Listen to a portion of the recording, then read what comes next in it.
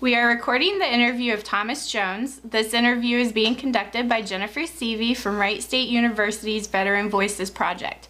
Also in attendance is Jennifer Myers. This interview is being recorded at Tom's home in Springfield, Ohio. It is 12 p.m. on April 22nd, 2016. Okay, Tom, where and when were you born? Clinton, 3 February 1925 in Clinton, Indiana. Okay.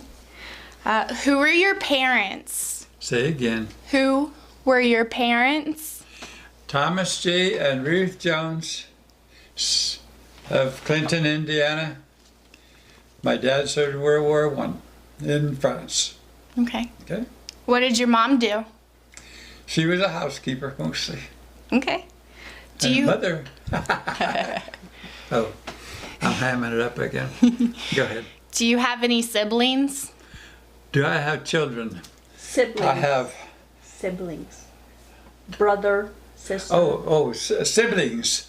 I have a half-sister, Louise Garber, who is deceased. Okay. Did she serve in the military? Was she military? No, negative. Okay. What were you doing before you entered the service? Say it again. What did you do before Army? I was going to college at Ball State after graduating from high school. When I realized I would be drafted, I went back home in January and got drafted in April. What were you going to school for? Recognizing it was a rather temporary thing, I took all the math and science I could get, that's all. Okay. I was not shooting for anything. It was teacher's college. I had no desire to be a teacher. I wanted to be an engineer. Okay. Okay. What branch of service were you in? What branch? I was in the Army. And were you active duty? Say it again. Active duty. Yes. Okay.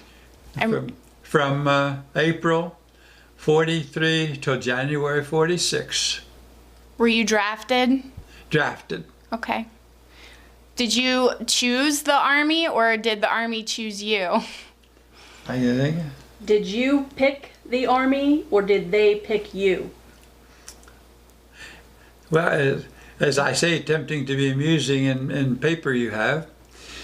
After we passed the physical, the Marine wasn't interested in me at all. I was too overweight, I think. The Navy looked and saw I was not colorblind and says, "We can take you." And I said, "I can swim, run faster than I can swim," and went to the Army. Okay. So what was basic training like? What was it like? A great learning experience with fear, sometimes terror involved. When the sergeant threatened to beat you physically, I was very much a misfit because before I got into any real training on the guns, I caught measles, had to go to the hospital. In the hospital, I got scarlet fever. 30 days later, I went back to my outfit and was absolutely useless compared to all the other guys. Aww. So ultimately, they sent me to radio school at Fort Monmouth, New Jersey to get rid of me. So did you graduate with your platoon? Graduate from radio school, you say? From your platoon. Huh? From your platoon. I'm sorry, I can't get that. Did you graduate from your platoon? Graduate from my... Platoon.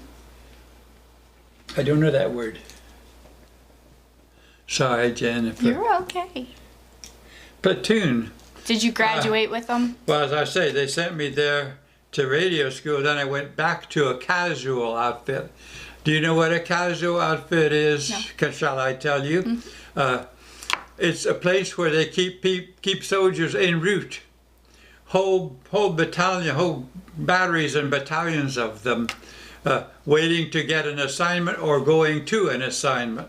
Oh, okay. So after I finished radio school, I apparently did well enough to go to radar school in Camp Murphy, Florida, and then back to my old Camp Han to a casual outfit, waiting for an assignment.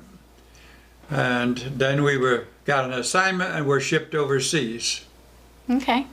Well, tell me a little bit more about your radio school. About what? Your radio school? The radio school. All we did was learn to repair one radio set and get the basics of wire communication, telephone, and that sort of thing. And the only highlight I have there was climbing a telephone pole, which was very, very hard. And even worse after I got down and got cramps in my legs. But that's about it. Okay. Camp Murphy with highly intensive training for 3 months on the SCR 584 radar, a radar used for laying coast artillery and anti-aircraft artillery guns. When I say laying, I mean pointing. Okay. So what was your military occupation called? MOS. I don't know. It's someplace, but I don't know where. There was a radar repairman, qualified radar repairman. Okay. Forgotten the number. Did you take airborne or any other specialized training? Did I? Oh, thank you, Hen. I'm so sorry. Okay.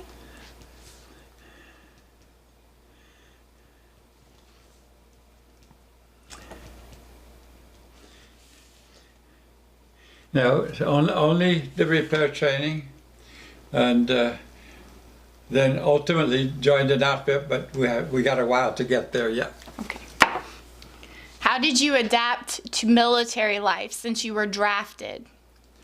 I had no great problem.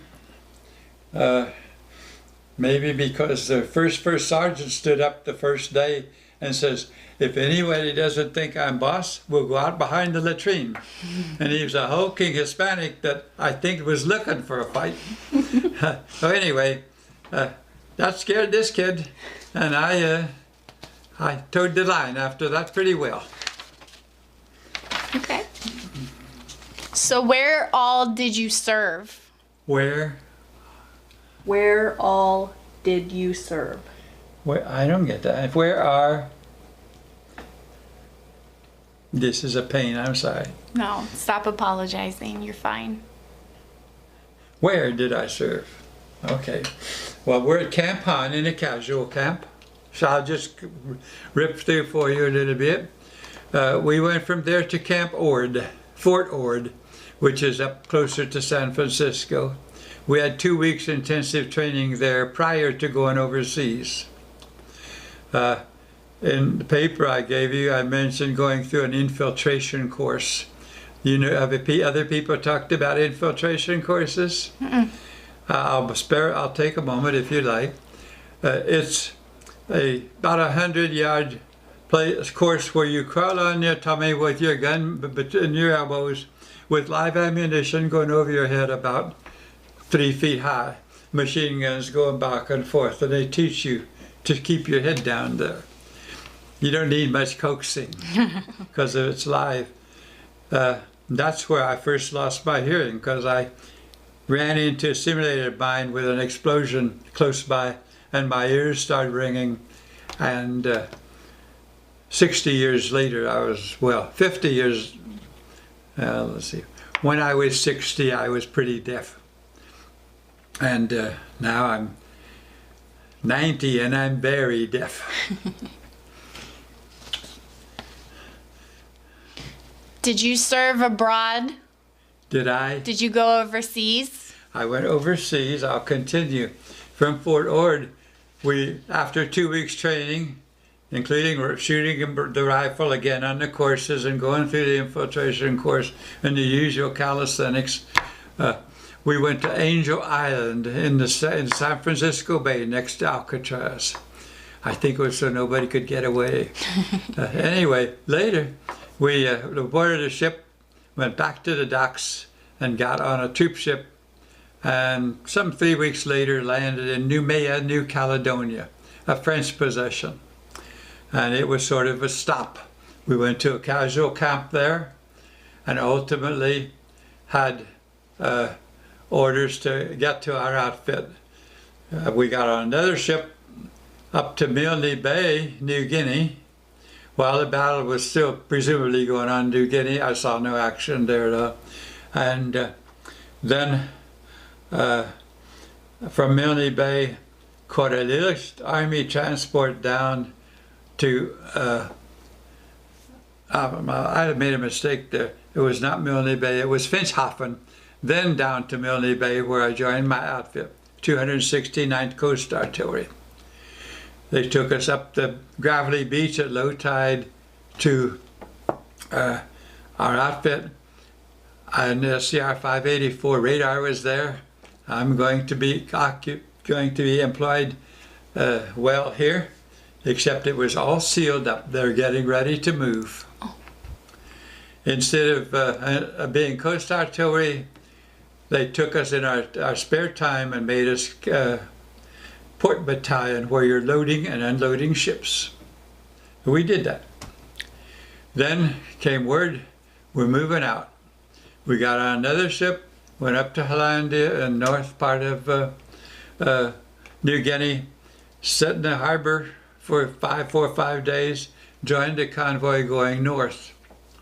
At that time, Leyte battle was underway, and we never knew of any others, but on D+5 we landed at Lingayen Gulf in Luzon, and you can find all those on the map.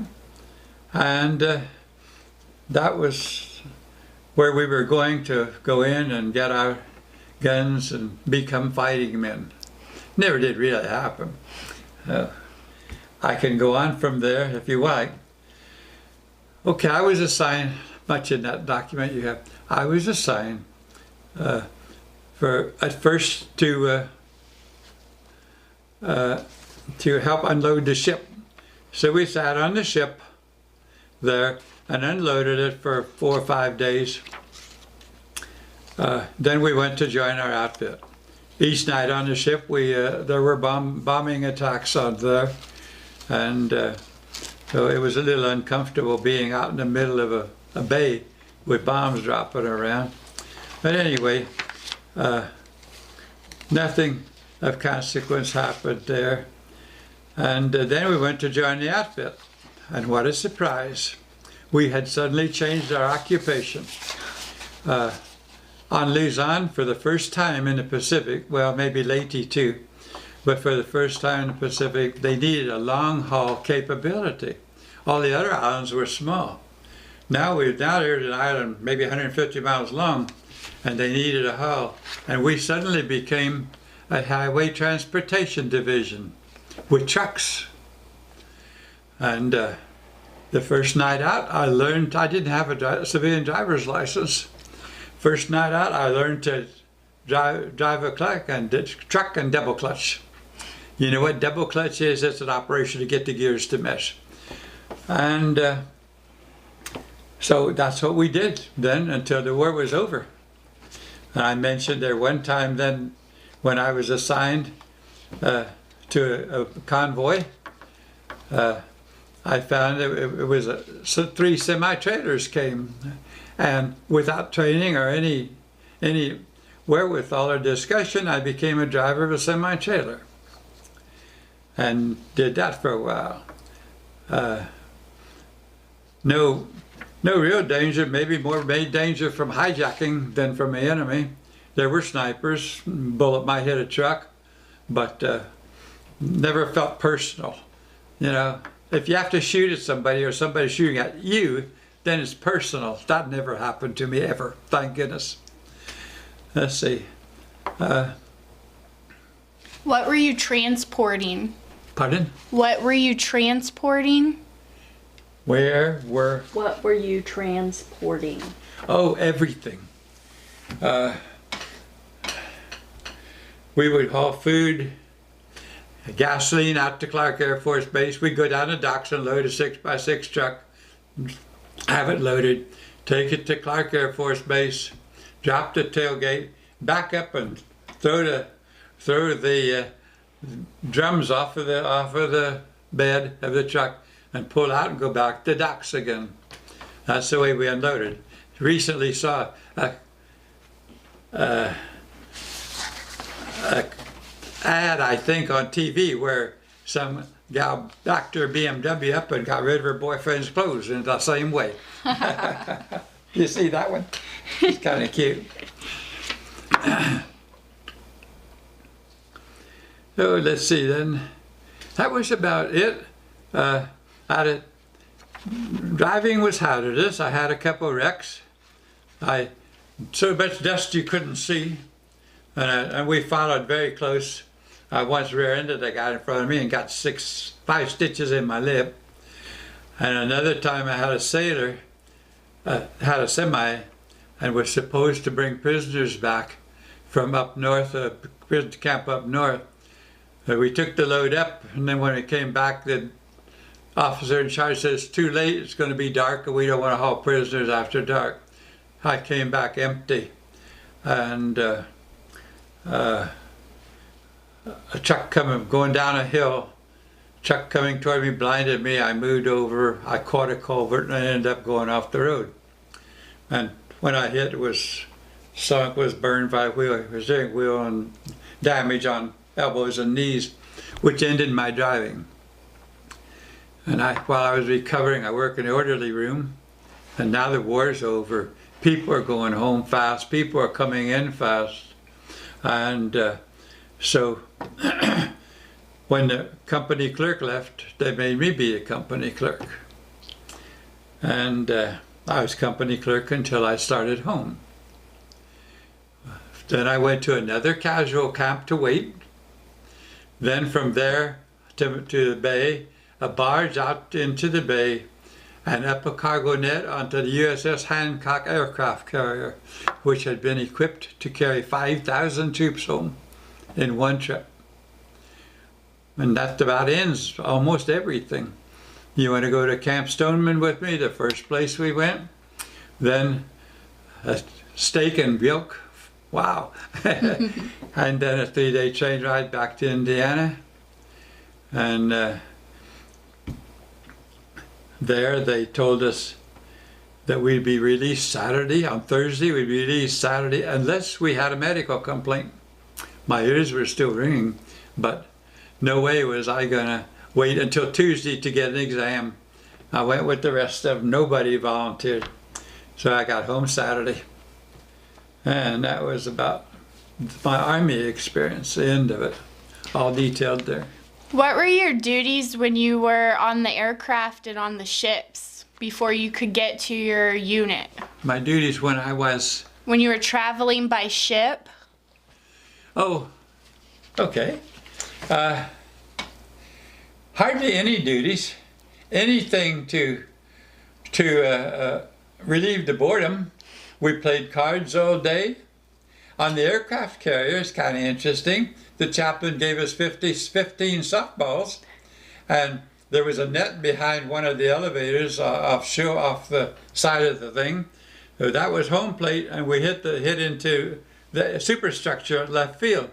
And we could play softball a couple hours until we lost all the balls.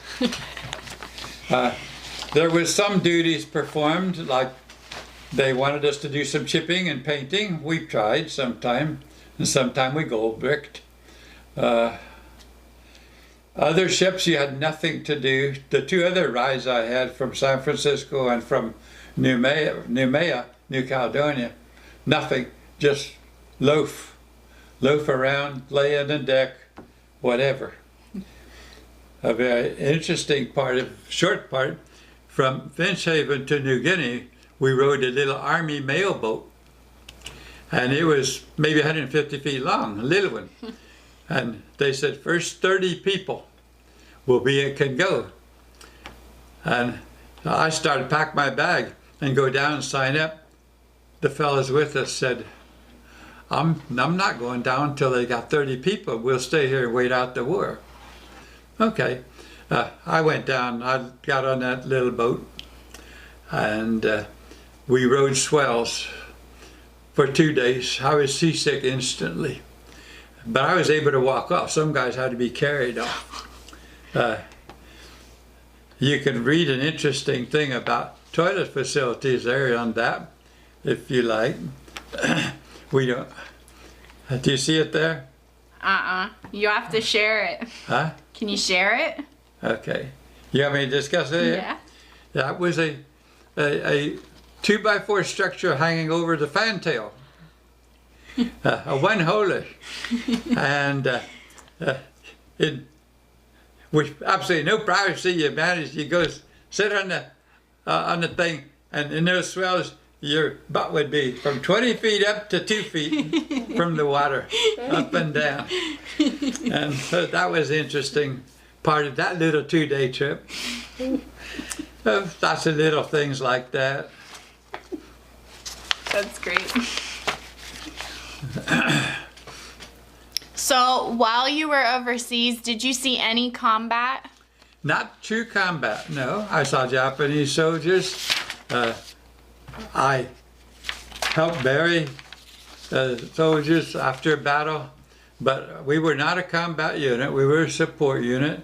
And I'm sure you've been told that in those days there were 10 guys behind every guy that did any real fighting to keep him supplied and all. And so in that sense, I was one of those 10 guys. So even though we saw mortar fire bombing and occasional sniper, it was non-combat.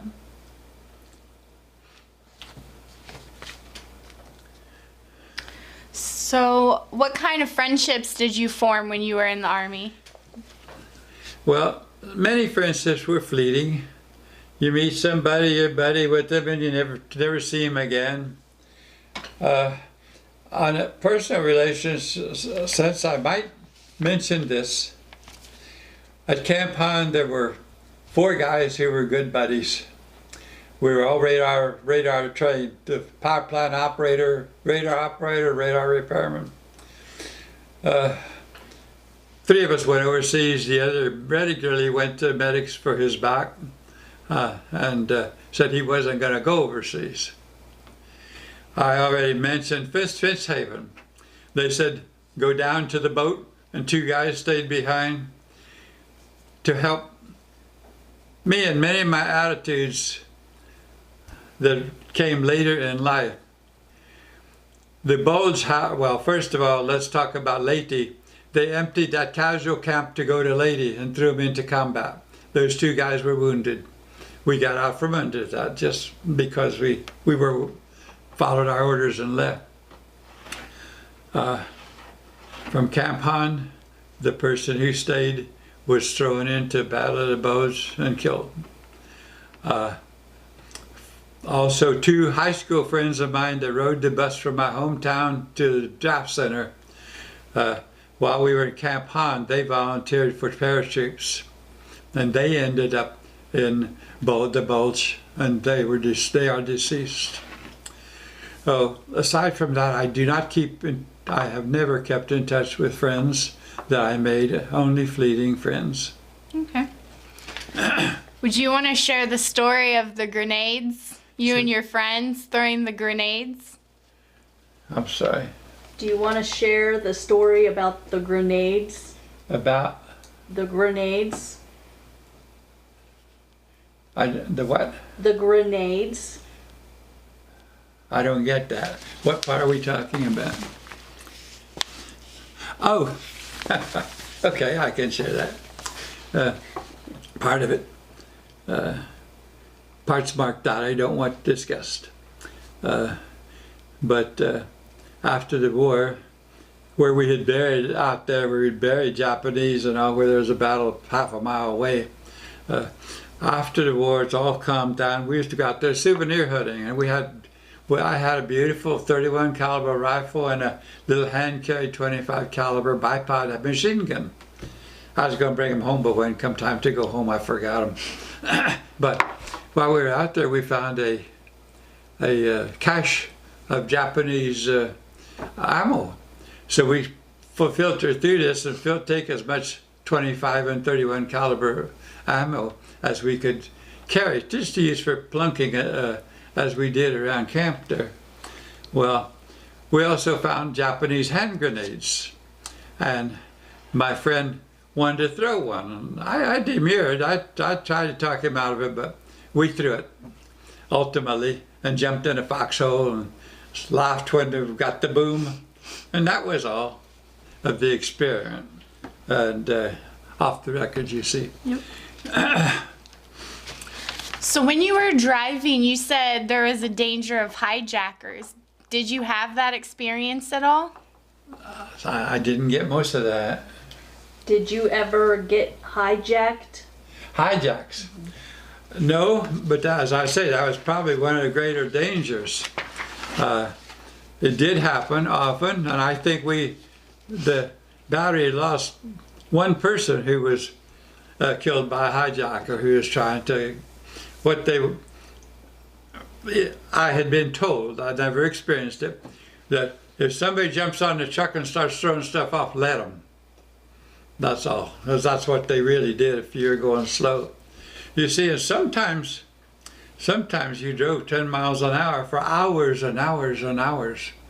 Like I explained there, the 37th Division was going from Manila up to Baguio. Baguio was a resort town in the mountains, and it was over 100 miles.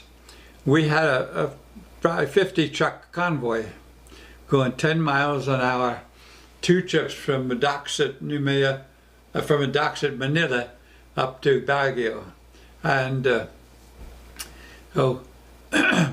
in all there we had 52 hours without any food or rest.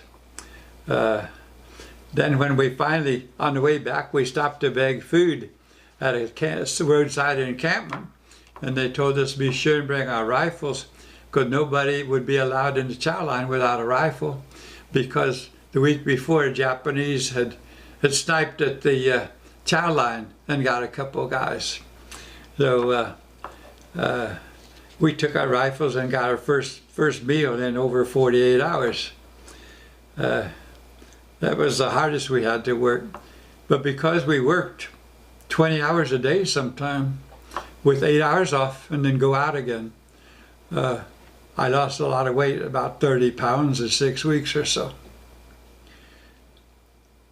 That's about the lightest I've been in my adult life. What else did you and your friends do when you weren't working? Again, I can't do that. What did you and your friends do when off? When we were off work, sleep. Later on after the war, as I said, we went into Manila and we'd try to get a good meal in there, but probably trading cigarettes for the meal. But while there were still action and activities, we slept, we rested. That even came before food. That's why you lost so much weight. Nothing much to do otherwise. As I say, there was souvenir hunting. We took a memorable trip on Christmas. Before I came home, this is Christmas '45, and I left in second week in January. We got a weapons carrier and loaded it with beer and fruitcake, which had come from relatives, not the beer, it was from PX, and went up a place called Tagaytay Ridge in the Philippines, a big, a steep road that went up. And on one side you could see Manila Bay, and the other side you could see an extinct volcano with a lake down there in an area called Batangas. And we went up there, and that was my last diversion of any kind, because the next week I went to the 5th Replacement Depot Casual Camp. I think it's 5th. Okay. How did you stay in touch with your family and friends back home? I stayed. How did you stay in touch?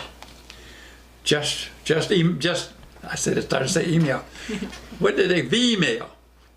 These were little, we would write a letter and then they'd photograph it bring it down real small, and they would get home and built back up again, and then go. They called that email, and it was a lot easier than bags of mail.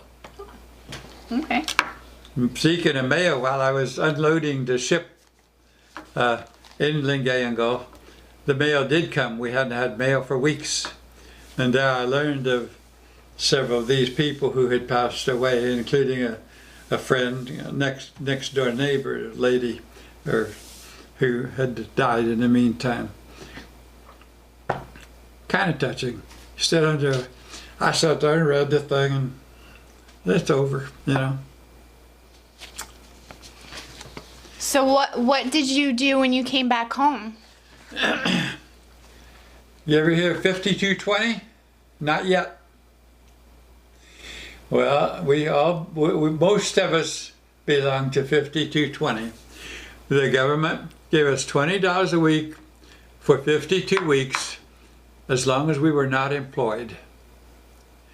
And I went home, and there's my friends. Most of them survived, and they're all on 5220, $20 a week.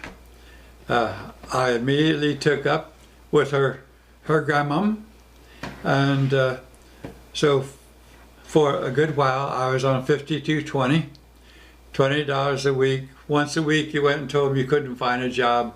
Not that we were looking that hard. And I also then applied for school at a school called Rose Polytechnic Institute, engineering school in Terre Haute, Indiana, now Rose Holman.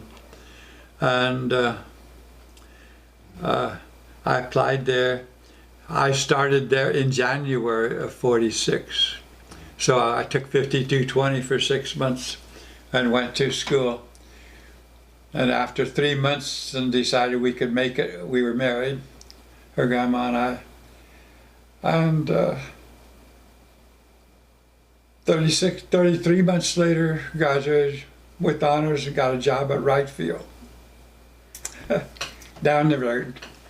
Oh, okay. What did you do there? Research and development, infrared, electro-optics, radar. Also missile development, Falcon air-to-air missile.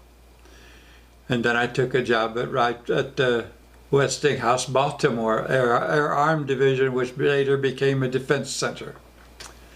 And there, same kind of thing. Had several projects for weapon delivery and electro-optical projects, radar. Got deeply involved in the F-16 radar. It's amazing, that was 1906. I'm getting confused.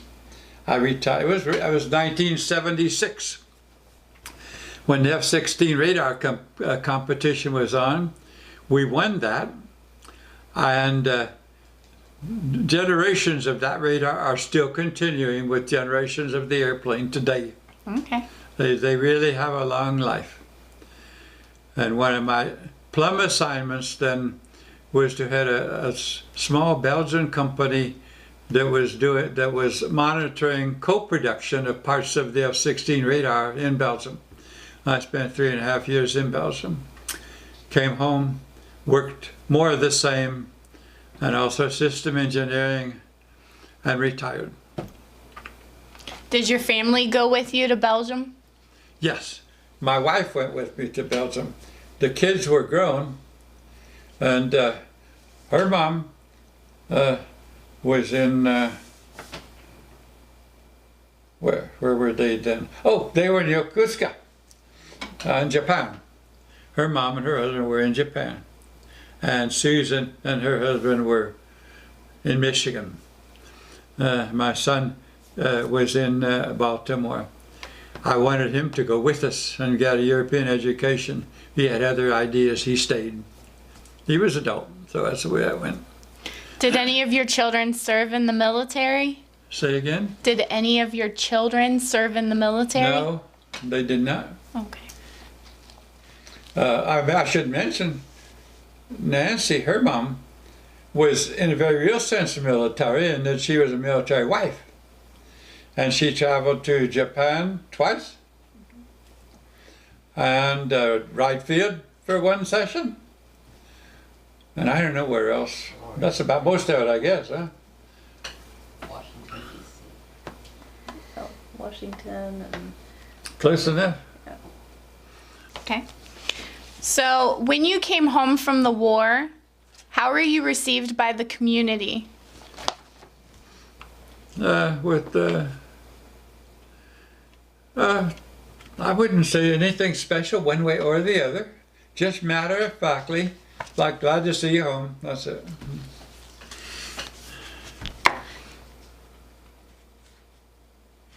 Are you a member of any veteran organizations?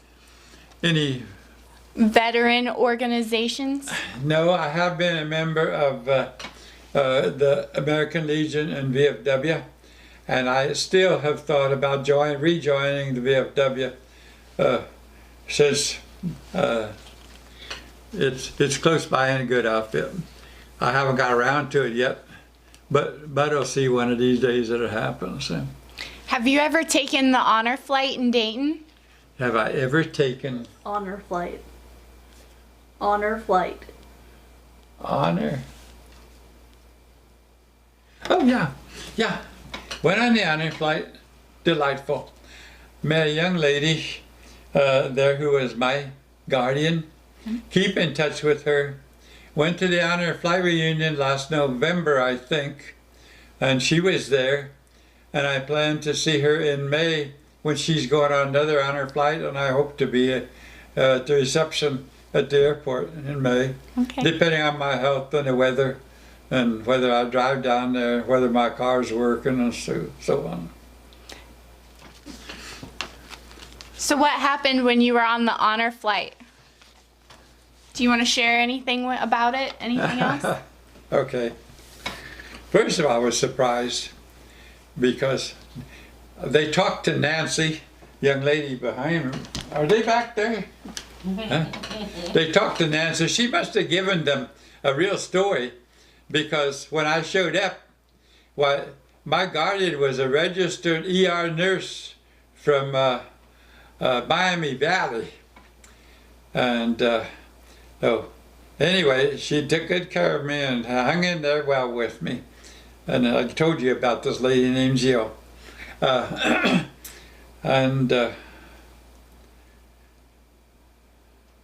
else was the question? Let me show you. I forgot. Honor flight, anything. That's about it, I guess. Okay.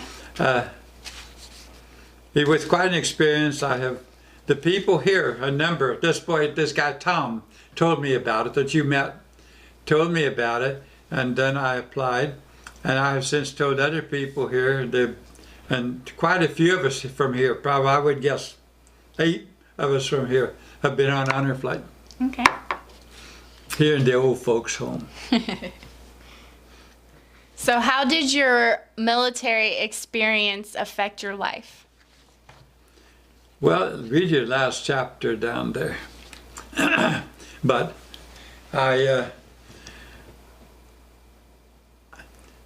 I would say that it was as valuable as my college education.